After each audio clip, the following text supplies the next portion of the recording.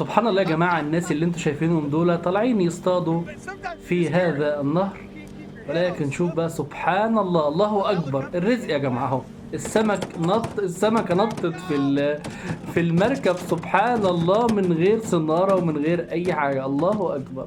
ودي يا جماعة سبحان الله من عجائب الرزق. سبحان الله، هم طالعين سبحان الله لسه هيحطوا بقى سنانيرهم ويصطادوا، لكن سبحان الله الرزق بيجي لهم لحد عندهم. الله أكبر زي ما انتم شايفين.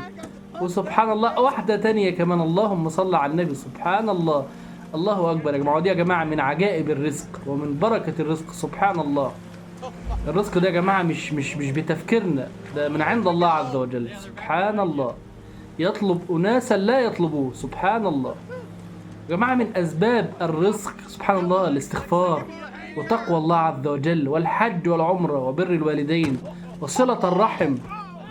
كل دي يا جماعة من أسباب الرزق والتوكل على الله عز وجل. قال النبي صلى الله عليه وسلم: لو توكلتم على الله عز وجل حق توكله لا رزقكم كما يرزق الطير تغدو خماصا وتعود بطانا. الله أكبر. سبحان الله يا جماعة، سبحان الله، والله أكبر. سمكة كمان، شوف يا جماعة الرزق، شوف كمية السمك اللي جالهم، هم حتى ما بيصطادوش، مش حاطين صنارة.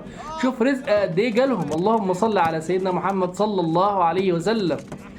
فاللي أنا عايز أقوله يا جماعة إن أنت أوعى لما ربنا يعني تحس الضيق أو الرزق قليل معاك، اوعى تلجأ للحرام.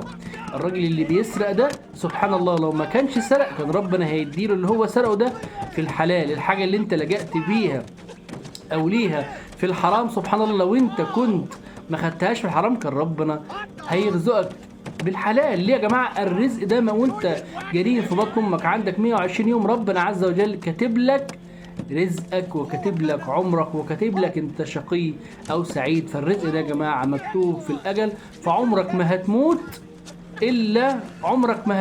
الا والله عز وجل مديك كل رزقك كامل مكمل. يعني بيحكي ان ملك الموت وخلاص والناس قاعدين، الراجل خلاص هيموت وملك الموت دخلوا عند هذا الرجل والناس عماله تعيط. قال ملك الموت: أتبكون مني فأنا مأمور أم تبكون عليه؟ فهو مقول: والله ما نقصت له من رزقه حبة درهم. أنا مفيش رزق ربنا عز وجل كاتبه له وأنا مفيش خد رزقه بكمال التمام بكمال الكمال. هذا أنا عايز أقوله. كل الناس اللي عندها ضيق في الرزق والعملية معاها صعبة سيبها على الله وربنا هيفرجها ورزقك مكتوب. بس انت كتر من الاستغفار وكتر من تقوى الله عز وجل وتوكل على الله، وإن شاء الله ربنا يرزقك. جزاكم الله كل خير. السلام عليكم ورحمة الله وبركاته.